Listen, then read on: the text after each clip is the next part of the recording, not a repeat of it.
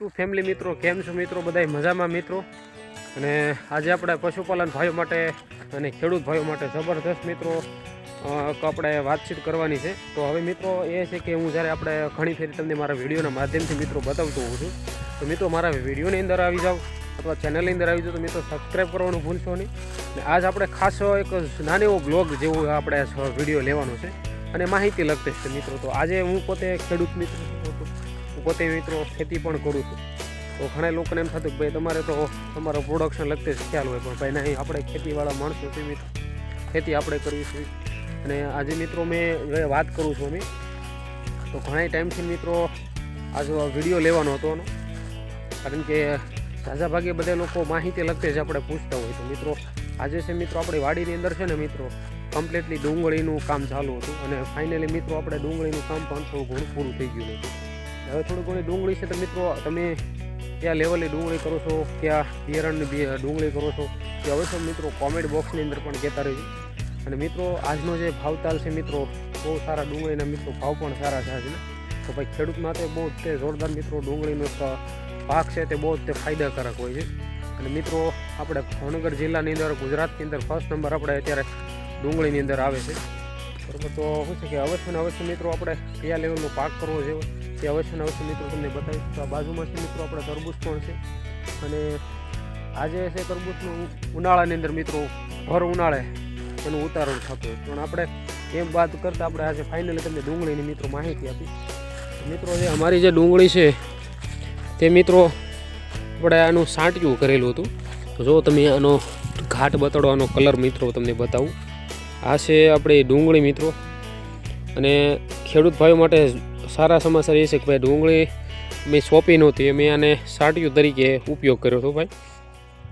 અને જો આવો કાંક ઘાટ હોય છે ડુંગળીનો, સરસ મજાની મિત્રો ડુંગળી પણ છે, તમે જોઈ શકો છો.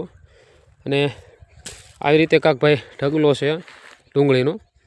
આવી રીતે અમારી આ બાજુની સિસ્ટમ છે કે અમે આવી રીતે ઢગલો કરી મિત્રો પછી આ બાજુ આપણે ભરતા હોય છે. તો આ શું છે કે આ સાંટિયું બિયારણ અમે જ્યારે સાંટિયું કરીને આ બધી વસ્તુ સાંટિયુંનું છે અને કોઈ પણ ચોપાણ નથી મિત્રો.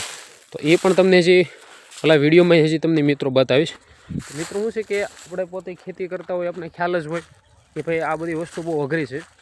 ખેતી કરવી બહુ સહેલી વાત નથી, બહુ અઘરી વસ્તુ છે.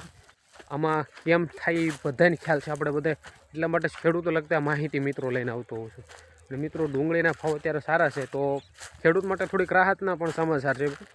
અને પશુપાલન ભાઈઓ માટે પણ મિત્રો સારા સમાચાર આપણે અવનવા લાવતા રહીશું. તો મિત્રો તમને વિડીયોની અંદર આવી જાઓ તો મિત્રો સબસ્ક્રાઈબ પણ કરી લેજો. અને જો તમને હું મારી વાત કરતો હતો તો આ જે વસ્તુની વાત છે ને આ અમારે અત્યારે સાંટિયું થઈ ગયું ને મિનિમમ 3 થી 3.5 મહિના જેવું ઓલરેડી થયું છે. જ્યારે આપણે સાંજના ટાઈમમાં આનું વાવેતર કર્યું હતું, ટ્રેક્ટર દ્વારા વાવેલું હતું. તો એને આ બાજુ પણ આપણે બીજો ઢગલો છે અને આ છે આપણે સાંટિયું બી છે. જો તમે આવી રીતે સાંટિયું બી હોય તો ક્યાંક બી આવી રીતે થઈ જાય તો ભાઈ ડુંગળી પણ આવી રીતે. અને જો આ કાંક આવી રીતે મિત્રો આ ડુંગળી હોય છે સાંટિયાની. અને છૂટક આનું મિત્રો સાંટિયું કરેલું હોય. ભાઈ મિત્રો જો સાંટિયું તમે કરો ને તો થોડુંક ફાયદાકારક પણ છે અને થોડુંક નુકસાનકારક પણ થાય. પણ ઉતારવાની અંદર ત્યારે સરસ મજાનો ઉતારો મિત્રો આવે છે. આપણે વીઘાની વાત કરું તો મિનિમમ અમારે 1 વીઘાની અંદર અંદાજિત મિત્રો 70 આજુબાજુ અમારે મિત્રો થેલા નીકળ્યા હતા. બધાય થેલાથી વાત કરું તો 70 આજુબાજુ અમારે 1 વીઘામાં લીધા હતા. અને બીજી વખતમાં અમારે 90 થી 95 ઠેલા થયા હતા. એટલે મતલબ વીઘે 100 ઠેલાનો પણ મિત્રો ઉતારો આવે છે આ સાંટિયાની અંદર. તો મિત્રો સાંટિયું કેવું છે, ફાયદાકારક છે તે અવશ્ય કરજો. અને મિત્રો સોપાણની ડુંગળીની અંદર પણ આપણે 100 ઠેલાનો ઉતારો લીધેલો છે વીઘાની અંદર. એટલે અમારે તો આ વખતે થોડોક સરસ મજાનો ઉતારો આવેલો છે. હવે મિત્રો તમે વીઘાની અંદર તમારે અંદાજિત કેટલા ઠેલાનો ઉતારો આવે છે તે અવશ્ય મિત્રો કોમેન્ટની અંદર કહી દેજો. અને હજી મિત્રો તમને આખું એરિયો બતાડું તો આ બધું બાકી જ છે, હજી આપણે ખેંચવાનું જ છે. અને તમે જોઈ શકો છો તો મિત્રો આ છે બધું છે ને આપણે હજી બધું બાકી છે, તમે જોઈ શકો. હજી આ બધી આ ડુંગળી આપણે ઊભી છે. અને ભાવનગરના ભાવ પણ જબરજસ્ત મિત્રો છે અત્યારે 500 550 આજુબાજુ ડુંગળીના ભાવ છે. એટલે ખેડૂત માટે થોડીક રાહતના સમાચાર છે.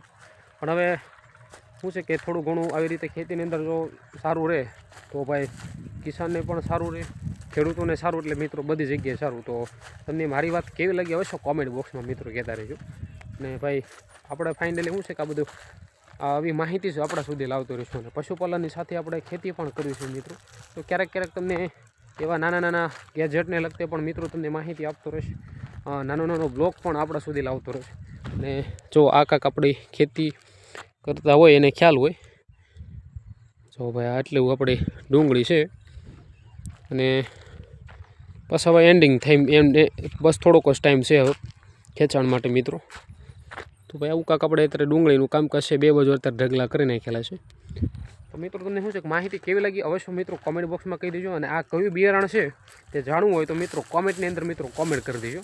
અને તમને ફાઇનલી મિત્રો ખબર હોય તો અવશ્ય કોમેન્ટ કરી દેજો કે આ બિયારણ કયું છે. હવે એ બિયારણ હું તમને કોમેન્ટમાં કહીશ, વિડીયોના માધ્યમથી નહીં કહું. અને કેટલો ઉતારો આવ્યો છે તે પણ તમને જરૂર કહીશ. તો કોમેન્ટ કરશો તો મિત્રો કહીશ, નકર નહીં કહો. તો અવશ્ય મિત્રો કોમેન્ટની અંદર કહેતા રહેજો. અને હવે મળશું હજી આપણે હવે નવા બ્લોગની નવા વિડીયોની અંદર નવી માહિતી સાથે. તો હજી આપણે પશુપાલનના પણ મિત્રો 2-3 વિડીયો લેવાના છે, અવશ્ય તમને કહીશ. તો ચાલો મિત્રો, જય જવાન અને મિત્રો જય કિસાન સાથે આજનો વિડીયો આપણે એટલે સુધી રાખશું. હવે મળશું આપણે નવા વિડીયોની અંદર. માહિતી કેવી લાગે અવશ્ય કોમેન્ટની અંદર કહી દેજો. મળશું હવે નવા વિડીયોની અંદર.